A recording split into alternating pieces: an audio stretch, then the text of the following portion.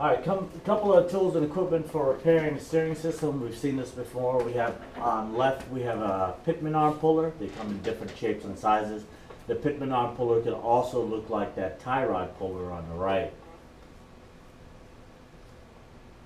Tie rod end sleeve tools, and you got your pickle fork, your power steering system analyzer, another type of inner tie rod tool.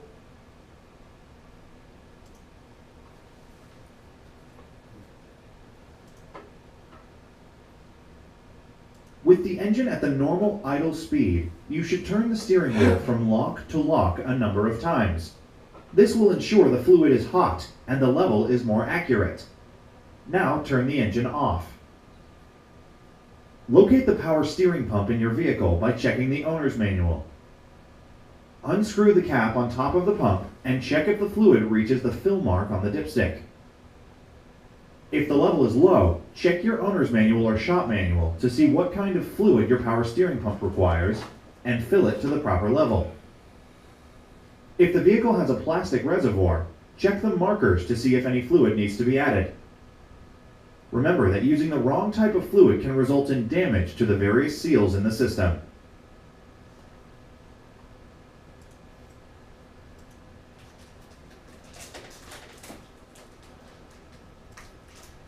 Safely raise the vehicle, making sure the front wheels are off the ground, and place the catch tray under the power steering system. Disconnect the low pressure hose from the steering pump at its lowest point and allow the system to drain. Reconnect the hose.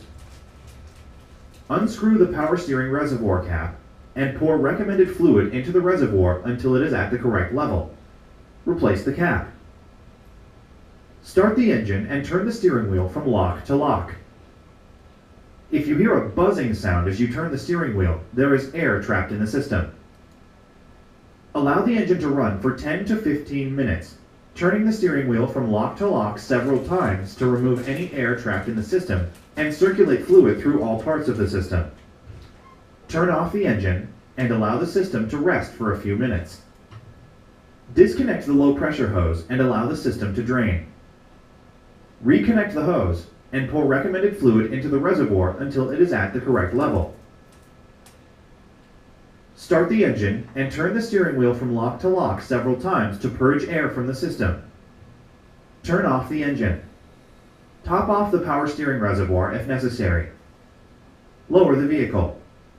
Start the engine and turn the steering wheel from lock to lock to check that the system is working correctly with the vehicle load on the tires. Dispose of the waste power steering fluid in an environmentally approved way.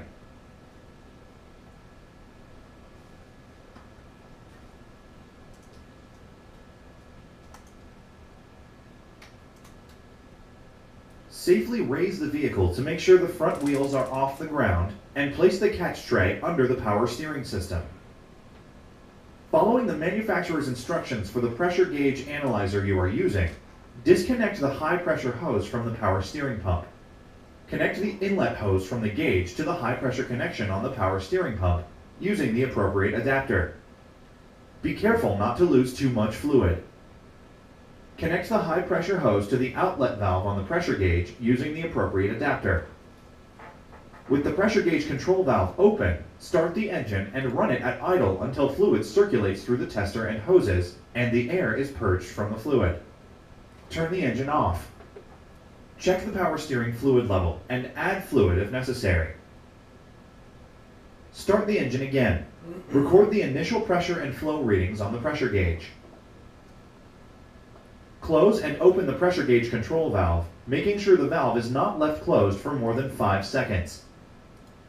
Record the highest pressure indicated. Close and open the valve 2 more times, noting the high pressure readings each time.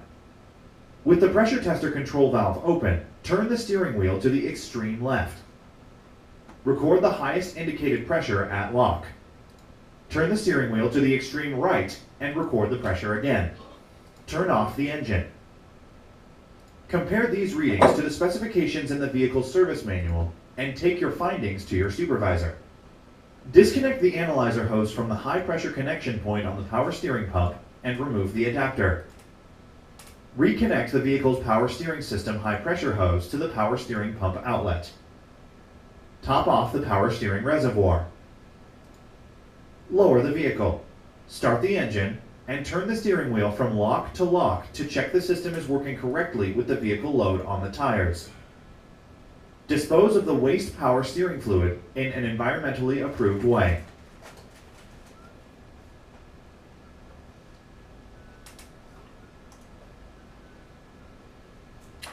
Alright, diagnosis. Main problems in the steering system are play and hard steering. Any power steering fluid leak is cause for repair.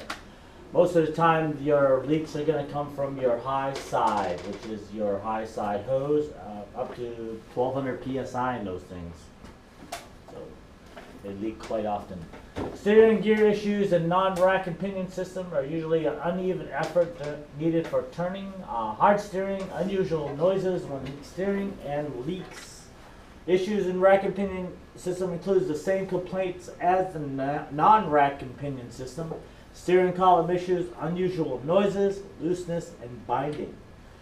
Steering system does not normally require a lot of maintenance. Usually just flush the power system. If the manufacturer specifies a fluid change, the fluid appears to be contaminated or dirty, major parts of the hydraulic system is replaced. Another serious mechanical problem occurs. Pressure test power steering system when driver complains of hard steering or repeated hose failures. Fully diagnose the power steering pump before condemning the pump. When the power steering pump is removed or replaced, press fit pump pulley must also be removed. Inspect the power steering hoses regularly and replace at any sign of wear. You inspect the mounting bushings and brackets if the oil or power steering fluid leak. It has a really loose steering and noises when driving or turning. That means when you turn left it goes clunk, and you turn to right and it goes clunk. It might be an indication your rack and pinion bushings are bad. Remove or replace the rack and pinion steering gear only after examining all parts of the system in full diag. Significant steering problems and tire wear result from the problems in pitman arm, the relay rod, the idle arm and mountings, the steering linkage, and dampeners. Regular inspection of the tie rods can help identify steering problems. You change the gearbox in the non-rack and pinion steering system for worm bearing, preload, and sector lash if the driver complains of loose steering. Vehicles with EPS should be tested when the driver complains of either loose or hard steering. Now, when they're talking about the gearbox loose steering, it's called steering free play, where you turn your steering wheel to a certain degree and it doesn't turn the wheel until you keep turning it a little bit more until the wheel starts turning. So there could be an excessive free play. When you go and align the car with excessive free play, it is super hard to get your steering wheel centered. If and after a problem in electronically controlled steering systems confirm and codes pulled, research the codes, TSBs, and diagnostic procedures. Only course of action for electronically controlled steering system is complete replacement with the unit or wiring repair of the system's harness. In a hybrid vehicle, best course of action is to refer to manufacturer service info. When working on near a steering column, airbags, and pyrotechnic devices or sensors, the SR system should be disabled and enabled. The clock spring must be replaced if damaged in any way. Regular inspection of the steering column and its components can identify problems before they become dangerous.